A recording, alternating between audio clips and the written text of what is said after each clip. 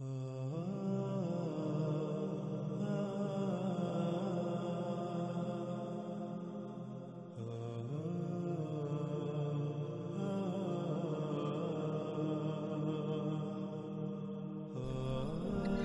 سبحانہ و تعالیٰ نے ہمارے جسم میں جو میزان قائم کیا وہ میزان قائم کیسے رہے گا؟ وہ کون سی ہدایات ہیں جن ہدایات پر عمل کر کے ہم اس میزان کو برقرار رکھ سکتے ہیں؟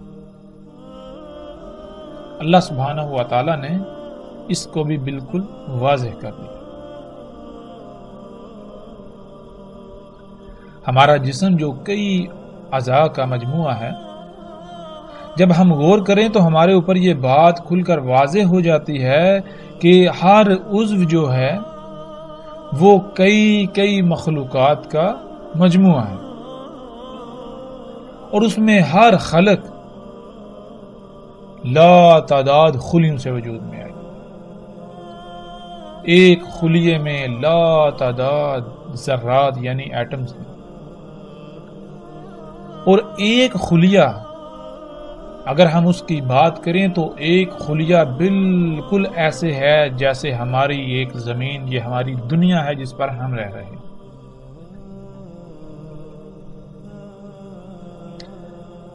ہمارے ایک خلیے کے اندر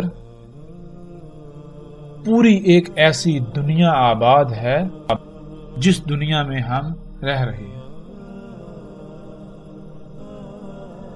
ہمارے ایک خلیے کے اندر لا تعداد مخلوقات ہیں، فیکٹریاں، کارخانے، صفائی کا نظام، ٹرانسپورٹ کا نظام، ایک انتہائی عجیب و غریب پیچیدہ ترین نظام ہے، پیچیدہ ترین دنیا ہے، اور اس دنیا کا نظام تب تک ٹھیک سے چلے گا جب تک اس دنیا کو جو اس کی ضروریات ہیں وہ خالق کی ہدایات کے مطابق فراہم کی جائیں گی۔ ان ضروریات کی مقدار کیا ہوگی، ان ضروریات کا معیار کیا ہوگا، اس کا بھی علم صرف اور صرف اسی ہی کو ہو سکتا ہے جو اس دنیا کا خالق ہے، اور اس دنیا کا خالق اللہ سبحانہ و تعالی کی ذات ہے۔ ایک خلیہ ناظرین جس کا حجم کیا ہے، اس کا اندازہ آپ یوں لگا سکتے ہیں کہ اگر 10 لاکھ خلیے ایک مقام پر رکھے جائیں تو وہ صرف اور صرف اتنی جگہ گھیریں گے جتنی کی ایک باریک سے باریک تر سوئی کی نوک ہوتی ہے۔ اس سے آپ اندازہ لگا سکتے ہیں کہ ایک خلیے کا حجم کیا ہے، کتنا چھوٹا ہے جسے انسانی آنکھ نہیں دیکھ سکتی۔ تو ناظرین، جب تک اس خلیے کی دنیا میں جو میزان اللہ سبحانہ و تعالیٰ نے قائم کیا وہ قائم رہے گا، تب تک ان خلیوں سے وجود میں آنے والا عضو ہر لحاظ سے مکمل اور وہ اپنے مقام پر رہتا ہوا اپنی ذمہ داری پوری کر سکے گا۔ جب اس طرح تمام کے تمام اعضاء اپنے اپنے مقام پر رہتے ہوئے اپنی بھی ذمہ داری پوری کریں گے تو پورا جسم ٹھیک رہے گا، لیکن اگر کہیں بھی بگاڑ آ گیا، کہیں بھی خسارہ ہوا، کہیں بھی کوئی کمی، کوئی کوتاہی، کوئی لاپرواہی ہوئی، کسی بھی مخلوق نے جسم کے اندر یا جسم کے بعد جو کہ جسم کا حصہ ہے اس نے لاپرواہی کی تو جسم میں قائم جو میزان ہے اس میں خسارہ ہو جائے گا۔ جس خسارے کو ہم بیماریوں کا نام دیتے ہیں، اور اگر اس خسارے کو دور نہ کیا جائے، اس بگاڑ کو ختم نہ کیا جائے جو کہ فساد کہلائے گا، اس کی اصلاح نہ کی جائے تو پھر ایک وقت ایسا آئے گا جب یہ جسم اپنی اجل سے دوچار ہوگا، یعنی ایک آخری تباہی اس پر مسلط ہوگی جو اسے ختم کر دے۔ تو ناظرین، اپنی ہی ذاتوں میں ہم جتنا بھی غور و فکر کرتے جائیں وہ کم ہے، جیسے جیسے غور و فکر کرتے جائیں گے ہمارے اوپر راز کھلتے چلے جائیں گے۔ تو اب تک جو باتیں ہمارے سامنے آئیں وہ یہ ہیں کہ اللہ سبحانہ و تعالیٰ نے ہمارے جسم کو خلق کیا۔ ہمارے جسم کے دو پہلو ہیں، ایک ظاہری، ایک باطنی۔ جو ظاہری ہے وہ بھی دو حصوں میں تقسیم ہے. اس میں ایک حصہ تو وہ ہے یعنی کچھ مخلوقات کچھ اعضاء تو ایسے ہیں جو محکم ہیں، جو فیصلہ کن ہیں، جن کے بارے میں اللہ سبحانہ وتعالی نے ہمیں علم دے دیا کہ ان کا مقصد کیا ہے. جیسے ہاتھ ہیں، ہمیں پتا ہے، ہمیں علم ہے ان کا مقصد کیا ہے. پاؤں ہیں، ان کا علم ہے مقصد کیا ہے. آنکھوں کا مقصد کیا ہے، کانوں کا مقصد کیا ہے. ان کے برعکس کچھ ایسے بھی ہیں جن کا علم اللہ سبحانہ وتعالی نے نہیں دیا کہ ان کا مقصد کیا ہے. اگر علم نہیں دیا تو اس کا مطلب یہ نہیں کہ ان کا کوئی مقصد نہیں ہے، وہ بے فائدہ ہیں، وہ بے مقصد ہیں. ایسا ہرگز نہیں. ان کا بھی کوئی نہ کوئی مقصد ہے. ہمیں اگر علم نہیں دیا تو وہ صرف اور صرف اس لیے نہیں دیا کیونکہ ہمارا ان سے ایسا کوئی تعلق نہیں. ہمارے لیے ان کا علم ہونا ضروری نہیں. اللہ سبحانہ وتعالی نے انہیں جس مقصد کے لیے خلق کیا ان کو خلق کر کے ان کے مقام پر رکھ دیا. جب تک وہ اپنے مقام پر رہتے ہوئے اپنی ذمہ داری ادا کریں گی تو ہمارا جسم ٹھیک رہے گا. اس لیے ہمارا ان کے ساتھ کوئی تعلق نہیں. وہ اپنا کام کر رہے ہیں.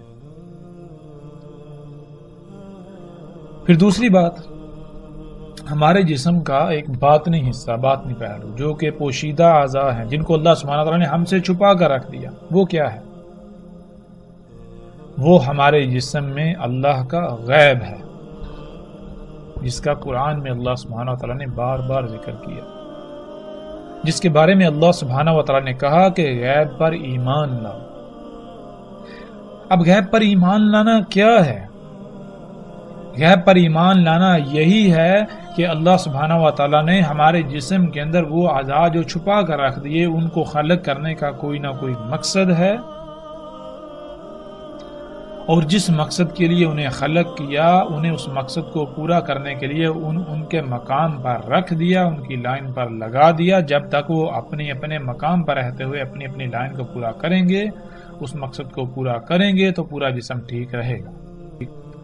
اگر کہیں بھی کوئی بگاڑ پیدا ہوا تو پھر فساد ہوگا، تباہیاں ہوں گی جن کو ہم بیماریاں کہتے ہیں، اور پھر آخر کار جسم موت کا شکار ہو جائے گا. تو جتنے بھی اعضاء ہمارے پوشیدہ ہیں یہ سارے کا سارا اللہ کا غیب ہے ہمارے جسم میں.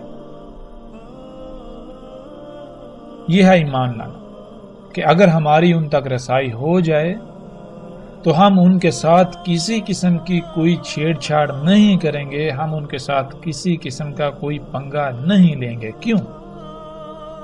اس لیے کہ اگر ہم نے ان کے ساتھ چھیڑ چھاڑ کی تو نظام درہم برہم ہو جائے گا. ہمارا ان کے ساتھ ایسا کوئی تعلق نہیں کہ ہم ان کے ساتھ چھیڑ چھاڑ کریں. یہ ہے غیب پر ایمان لانا. پھر مزید اگر ہم غور و فکر کریں ناظرین، اگر جسم سے خون نکال لیا جائے تو کیا ہوگا؟ جسم کانپ اٹھے گا. جسم سے جو اللہ تعالیٰ نے جو غیب جو رکھا، جو اعضاء چھپا کر رکھ دیے، جو اللہ تعالیٰ کا غیب ہے ہمارے جسم میں، اگر اس میں سے کوئی بھی چیز نکال لی جائے گی تو کیا ہوگا؟ اس عضو کی، اس شے کی ذمہ داری کی نوعیت کے اعتبار سے جسم کا نقصان ہو. یہ تھا اس سوال کا جواب کہ جو اللہ سبحانہ و تعالیٰ نے کہا کہ نہیں خلق کیا ہم نے آسمانوں کو اور زمینوں کو اور جو کچھ ان کے درمیان ہے مگر حق کے ساتھ. حق کے ساتھ خلق کرنا کیا ہے؟ اللہ سبحانہ وتعالی نے کہا کہ اپنی ہی ذاتوں میں غور و فکر کرو. تو جب ہم نے اپنی ہی ذاتوں میں غور و فکر کیا تو ہمارے سامنے بہت ساری باتیں آئیں. جو چیزیں، جو باتیں، جو سبق ہمارے سامنے آیا تو اللہ سبحانہ وتعالی کہتے ہیں بالکل یہی مثال، بالکل اسی طرح خلق کیا ہم نے آسمانوں کو، زمینوں کو اور جو کچھ بھی ان کے درمیان ہے. اور ہم نے خلق کی اجل مسمى. اجل مسمى کیا ہے؟ اس کا بھی بالکل واضح ہو چکا کہ ہم نے یہ سب کچھ خلق کیا ہے تو ایسا نہیں ہے کہ اگر ان میں چھیڑ چھاڑ کی جائے گی تو یہ ویسی کی ویسی رہیں گی. نہیں، اگر ان میں چھیڑ چھاڑ کی جائے گی، اگر ان کو ان کے مقام سے ہٹایا جائے گا تو پھر کیا ہوگا؟ پھر ان میں خرابیاں ہوں گی. پھر آخرکار ایک ایسا وقت آئے گا جب یہ تباہی سے دوچار ہو جائے گی. یہ ہے اجل مسمى.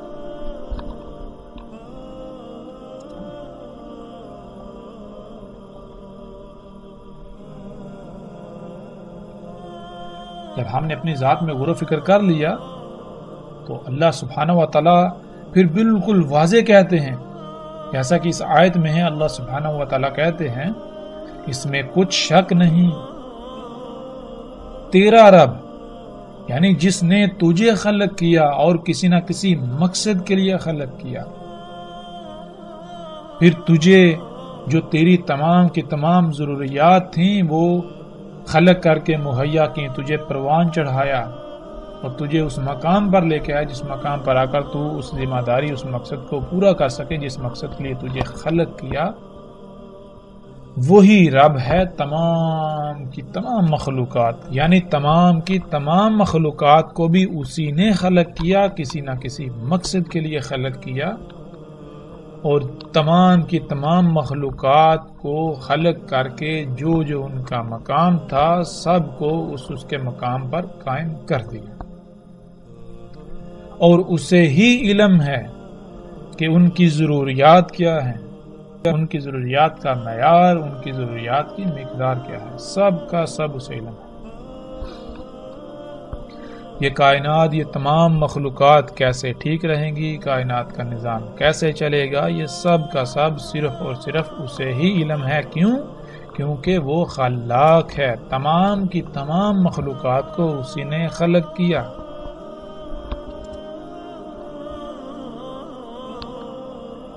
تو یہ تھا ناظرین حق کے ساتھ خلق کرنے کا جواب۔ اس جسم پر اللہ سبحانہ و تعالیٰ نے ہمیں اختیار دیا ہے، جسم کی تمام مخلوقات ہماری محتاج ہیں،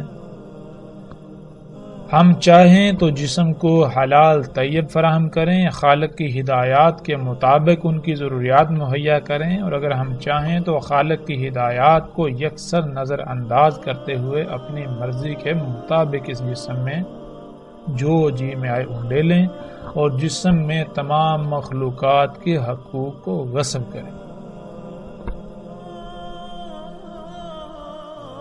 بالکل یہی مثال اس دنیا کی ہے، آسمانوں کی ہے، زمین کی ہے، ان کے درمیان جتنی بھی مخلوقات ہیں ان کی ہیں۔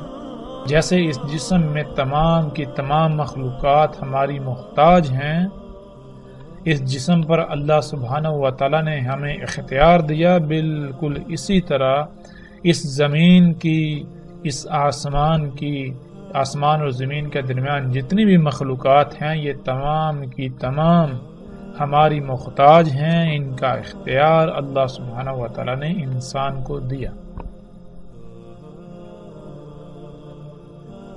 اور اللہ سبحانہ و تعالیٰ نے بالکل واضح کر دیا کہ اگر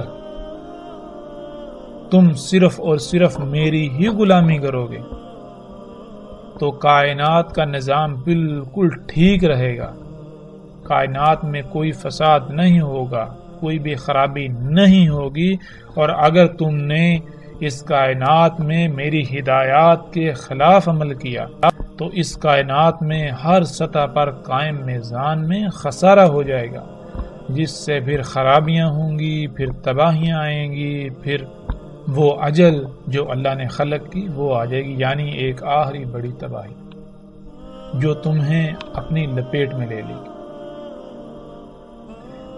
یہی وہ دجال تھا جس سے تمام کے تمام نبیوں نے ڈرایا، تمام کے تمام نبیوں نے ممکنہ پیش آنے والے خطرے سے متنبہ کیا، تمام کے تمام نبیوں نے، رسولوں نے یہی دعوت دی اپنی قوم کو، اپنی امت کو، کہ اللہ سبحانہ و تعالیٰ نے آسمانوں، زمینوں اور جو کچھ بھی ان کے درمیان ہے سب کا سب حق کے ساتھ خلق کیا، اس لیے صرف اور صرف اللہ ہی کی غلامی کرو۔ دیکھو اگر تم اللہ کی غلامی نہیں کرو گے تو جو تم اعمال کرو گے ان اعمال کا جس حد تک، جس سطح تک اثر ہوگا اس حد تک پھر رد عمل آئے گا۔ اسی رد عمل سے تمام کے تمام انبیاء نے ڈرایا، متنبہ کیا، لیکن کیا وہ قومیں ڈریں؟ لیکن کیا ان قوموں نے اپنے ان اعمال کو ترک کر دیا؟ کیا وہ اللہ کے غلام بن گئے؟ تو جب ہم قرآن سے اس کا سوال کریں تو اللہ سبحانہ و تعالیٰ بالکل واضح کر دیتے ہیں کہ ایسا ہرگز نہیں ہو.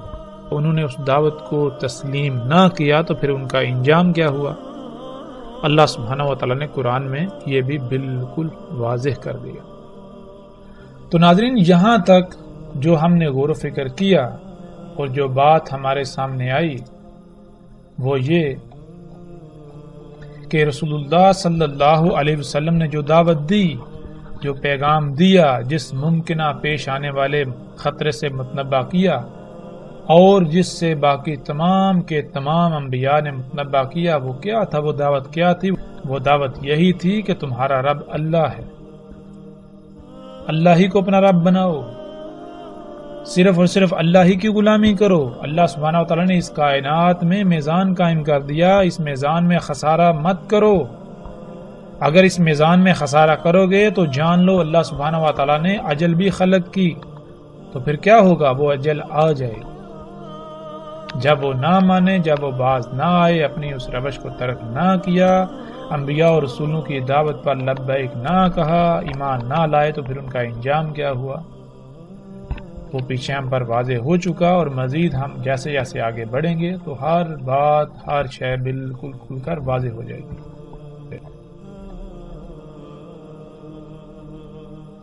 جیسے نوح علیہ السلام نے اپنی قوم کو دعوت دی، بالکل اسی طرح باقی رسولوں نے بھی اپنی اپنی قوموں کو دعوت دی، اپنی اپنی قوموں کو ڈرایا.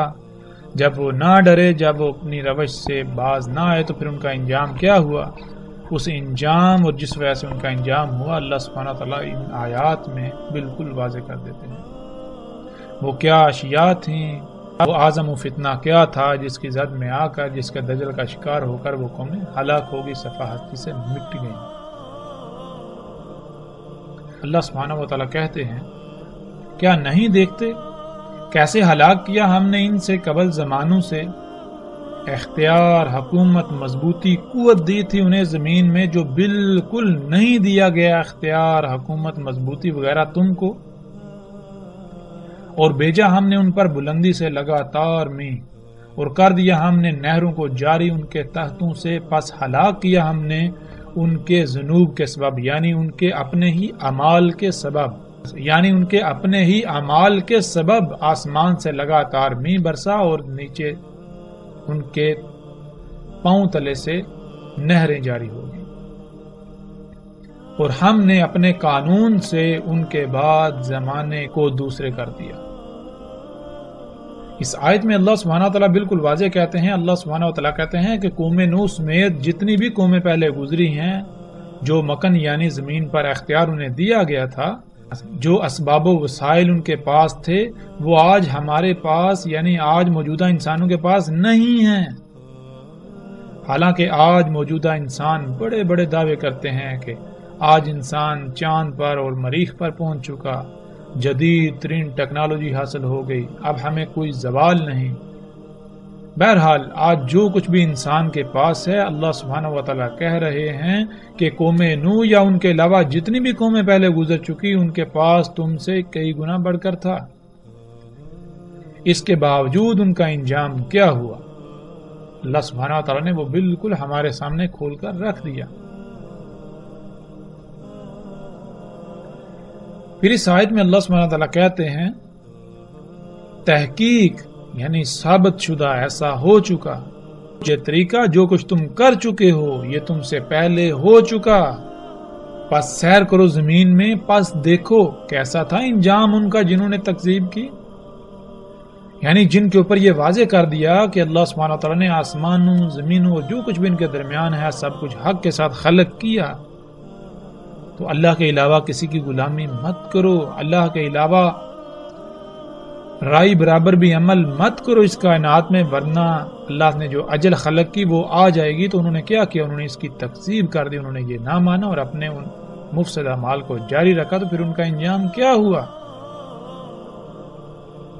پھر اسی طرح اللہ سبحانہ تعالیٰ آج موجودہ انسانوں کو کہتے ہیں کیا دیکھنا چاہ رہے ہیں مگر یہ کہ ان کے کرتوتوں، ان کے اعمال کے سبب آئیں ملائکہ یا آ جائے امر ان کے رب کا.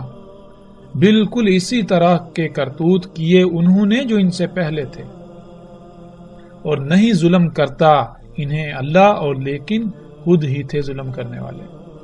پھر آگے اللہ سبحانہ وتعالی کہتے ہیں اور کیسے ہلاک کیا ہم نے ان سے پہلوں کو زمانوں سے، ان کے سب سے بہتر تھے، احسن تھے اساس اور ریا۔ اساسن کسے کہتے ہیں؟ اساسن کہتے ہیں وہ تمام کا تمام مال و متاع، اشیاء، ایجادات، جو کچھ بھی انسان نے بنایا، جو کچھ بھی انسان نے آج تک حاصل کیا یا اس وقت تک جو کچھ انسان نے بنایا، جسے اردو میں اثاثے کہتے ہیں۔ اور ریا کہتے ہیں جو عام انسانی آنکھ سے نہ دیکھا جا سکے، وہ کچھ دیکھنے والے آلات، یعنی ایسے آلات جن کی مدد سے وہ اللہ کے غیب کی اشیاء، اللہ کے غیب کی مخلوقات، کائنات کی وسطوں کو براہ راست دیکھنے کی صلاحیت رکھتے تھے۔ یعنی اس آیت میں اللہ سبحانہ وتعالی بالکل واضح کہہ رہے ہیں کہ وہ جو پہلی قومیں گزر چکی، جن کو ہم نے ہلاک کیا، جو ہلاک ہوئیں اپنے ہی اعمال، اپنے ہی کرتوتوں کے سبب، وہ ان کے پاس جو کچھ انہوں نے بنایا ہوا تھا، جو کچھ انہوں نے ایجاد کیا ہوا تھا، جو کچھ انہوں نے بنایا ہوا تھا، وہ سب سے بہتر تھا۔ اور ان کے پاس جو دیکھنے کے آلات تھے وہ بھی تم سے بہتر تھے، وہ بھی سب سے بہتر تھے۔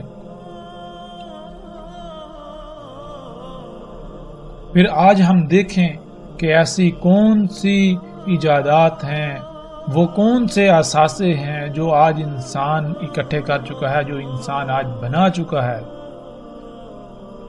اور پھر وہ کون سے ایسے آلات ہیں جن سے انسان کے پاس دیکھنے کی ایسی صلاحیتیں آ گئیں جو صلاحیت عام انسانی آنکھ سے دیکھنے کی نہیں ہے۔ اور جب ہم غور کرتے ہیں تو آج ہماری آنکھوں کے سامنے انسان کے خلق کردہ وہ تمام کے تمام اثاثے اور وہ تمام کے تمام دیکھنے کے آلات سامنے آ جاتے ہیں، اور وہ آج سب کے سب موجود ہیں۔ پھر اسی طرح اللہ سبحانہ وتعالی کہتے ہیں کیا پس نہیں رہنمائی ان کے لیے، کیسے ہلاک کر دیا ہم نے ان سے پہلوں کو، زمانوں سے چلتے پھرتے ہیں ان کی رہائشوں میں، اس میں کچھ شک نہیں، ان میں آیات ہیں اولی الانہا کے لیے۔ کیا آج ہم گھومتے پھرتے ہیں، زمین میں سیریں کرتے ہیں اور پہلی تباہ شدہ اقوام کے آثار دیکھتے ہیں، تو جب ہم ان کے آثار، ان کے بنائے ہوئے گھر، تباہ شدہ کھنڈرات جب ہم دیکھتے ہیں تو اللہ سبحانہ وتعالی کہتے ہیں ان میں رہنمائی ہے تمہارے لیے، غور و فکر کرو تو کہ کیسے ان کو ہلاک کر دیا، وہ کیا تھے، ان کے پاس کیا تھا۔ پھر اسی طرح اگلی اس آیت میں اللہ سبحانہ وتعالی کہتے ہیں کیا نہیں سیر کی، کیا نہیں گھومے پھرے زمین میں، پس دیکھیں کیسا تھا انجام ان کا جو ان سے پہلے تھے وہ بہت شدید، ان سے کئی گنا بڑھ کر قوت میں، زمین کے نوادرات میں، یعنی جو زمین کے اندر اللہ سبحانہ وتعالی نے چھپا کر زمین کے خزانے رکھے ہیں ان میں، اور انہوں نے زمین پر ایسی تعمیرات کی، زمین کو ایسے آباد کیا، شہروں کے شہر آباد کیے جو ایسی تھیں جیسے نہ ختم ہونے والی، مضبوط اور لمبے عرصے تک قائم رہنے والی، جتنی زیادہ سے زیادہ وہ کر سکتے تھے، جتنا زیادہ سے زیادہ وہ زمین کو آباد کر سکتے تھے، تعمیرات کر سکتے تھے، وہ انہوں نے کی دوسروں کے مقابلے میں۔ اور آئے ان کے پاس ان کے رسول بینات کے ساتھ، یعنی اللہ کے رسول جب اللہ کے بھیجے ہوئے ان کے پاس آئے تو انہوں نے سب کچھ کھول کر رکھ دیا کہ جو کچھ تم یہ کر رہے ہو اس کا انجام کیا ہے اور اس کی حقیقت کیا ہے۔ بس نہیں تھا اللہ ظلم کرنے والا ان کے لیے، اور لیکن تھے خود ہی ظلم کرنے والے۔ اس آیت میں بھی اللہ سبحانہ وتعالی نے بالکل کھول کر واضح کر دیا۔ اللہ سبحانہ وتعالی کہہ رہے ہیں کہ جو تم سے پہلے تھے زمین پر، جو تم سے پہلے امتیں، قومیں آباد تھیں، جن کی طرف ہم اپنے رسول بھیج چکے، جو تکذیب کر چکی، جو ہلاک ہو چکی، کیا تم نے زمین میں سیر نہیں کی؟ کیا تم زمین میں گھومے پھرے نہیں؟ تم نے زمین کے ان کے کھنڈرات، ان کے آثار نہیں دیکھے؟ دیکھ چکے ہو تم، وہ تم سے کئی گنا بڑھ کر تھے قوت میں۔ قوت کسے کہتے ہیں؟ آج کیا ہے انسان کے پاس قوت؟ آج ہم کسے قوت کہتے ہیں؟ مثال کے طور پر اگر آج امریکہ کچھ دعویٰ کرتا ہے، امریکی صدر کہتا ہے، تو وہ کیا کہتا ہے؟ ہم قوت میں بڑھ کر ہیں، ہم سے جو ٹکر لے گا، جو ہماری بات دنیا میں نہیں مانے گا، وہ مارا جائے گا۔ تو وہ کون سی قوت ہے؟ وہ قوت ہے اسلحہ، بارود، مشینیں، یہی تو قوت ہے۔ اور اسی قوت کا اللہ سبحانہ وتعالی نے ذکر کیا، یہی وہ قوت ہے جو انسان کے اثاثے ہیں، جو کچھ انسان نے آج تک بنایا۔ اللہ سبحانہ وتعالی کہہ رہے ہیں کہ جو قوت آج تمہارے پاس ہے، یعنی جو مشینیں، جو ٹیکنالوجی، جو ایجادات تم کر چکے ہو، جو اسلحہ، بارود، جو کچھ بھی یہ تمہارے پاس ہے، جو تم سے پہلے گزر چکے، وہ تم سے کئی گنا ان سب میں بڑھ کر تھے۔ وآثار الارض، آثار کہتے ہیں نوادرات کو، نوادرات نادر کی جمع ہے، اور نادر کہتے ہیں ایسی قیمتی ترین شے کو جس کو چھپا کر رکھا جائے۔